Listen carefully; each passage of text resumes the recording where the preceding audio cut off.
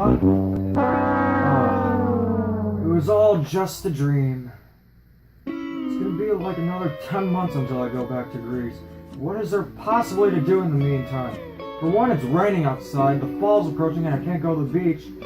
So what else can I possibly do? Yoshi, give me some advice. Play Super Mario Sunshine. You're right, I should play Sunshine. Thanks, Yoshi! Last episode of my 3D Mario retrospective, I covered Super Mario 64 and Super Mario 64 DS. To my surprise, Super Mario 64 is still a phenomenal game, and it remains one of the most successful Mario games to date. And with success comes successors. It took 6 years, but in 2002 we finally got a follow-up to Super Mario 64. Well, I didn't have to wait that long. I didn't even exist in 1996. Even so, I wasn't even playing video games when I was 2, so I didn't have to wait that long to play Sunshine. A notable thing about Super Mario Sunshine is how controversial it is amongst Mario fans. Some love it while others hate it. But what is my stance on the game? Time to find out. The game takes place on Isle Delfino, and while Mario and Peach thought they were going to have a great vacation, Bowser and his son, Bowser Jr., spoil it all.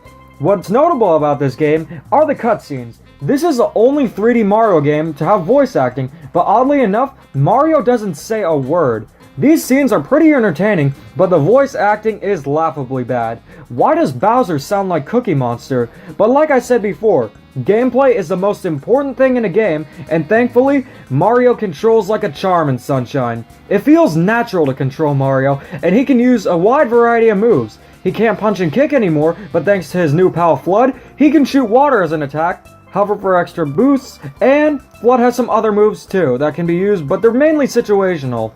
What a shame too. As Some Call Me Johnny said, power-up should be an extension of Mario's abilities instead of a key to solve the puzzle. Either way, I think Flood enhances the gameplay. Some find him gimmicky, but I couldn't imagine enjoying these levels as much without Flood. The only control problems I had were with the camera, and the frame rate isn't that great. Sunshine was originally going to be 60 frames per second, but ended up being 30.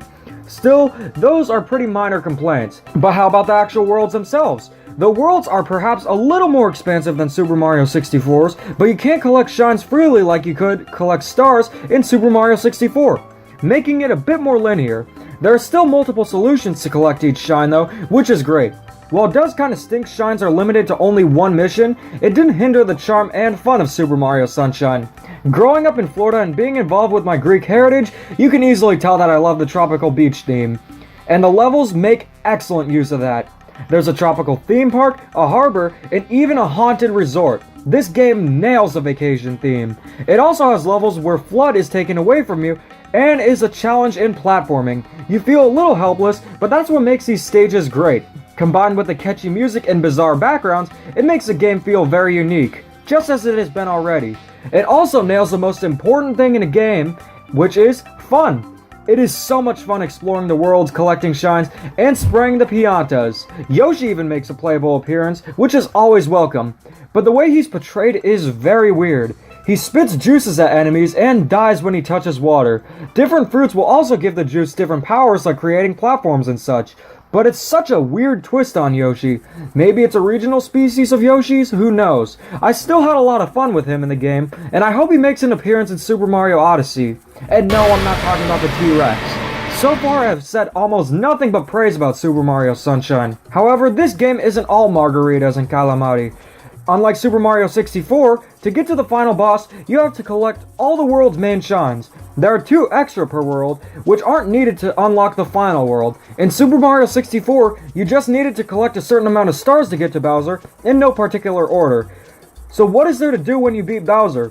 A lot of the shines you would have already collected, and with the secret shines, most can be found on Isle Delfino. There are a lot of secret shines, and let me tell you, some of the hidden levels are poorly designed. The pachinko machine is a great example of that, but the worst thing about the post-game are the dreaded blue coins. Finding every blue coin in the game is incredibly tedious and does not feel rewarding at all. It's almost impossible to find all of them without a walkthrough. What I think Nintendo should have done was delay the game to either late 2002 or early 2003 and added 2 more islands to pad out the game. The blue coins really just feel like filler to boast the same amount of shines that Super Mario 64 had. But what I think of Sunshine in general, the main game is fantastic. It's that classic 3D platforming everyone knows and loves, and Flood enhances the experience. The level design is also great, and maybe it's even a little better than Super Mario 64. There aren't as many worlds, but they're still great. The game also has a wonderful presentation, great music and sound effects, and even my grandma admired that you could hear Mario's footsteps when he walks. And it absolutely nails the vacation theme. However, I can't ignore that the blue coin filler exists, and a lot of the hidden levels are poorly made and feel rushed. I will always love Super Mario Sunshine, but looking at the game as a whole, I have to give it a 7.5 out of 10. The main game is excellent, but man, the post-game really just feels rushed and is filled with filler content. If they excluded the blue coins entirely and added 2 new worlds, this game would have been one of the best Mario games, and maybe even one of the best games of all time. But hey, we can always dream about a remake or a sequel. Either way, I'm always gonna love Super Mario Sunshine, and I highly recommend you play the main game and leave it at that. Avoid the blue coins and you're gonna have one of the best Mario experiences of all time. For the next part of my retrospective, we're gonna go out of this world with Mario himself.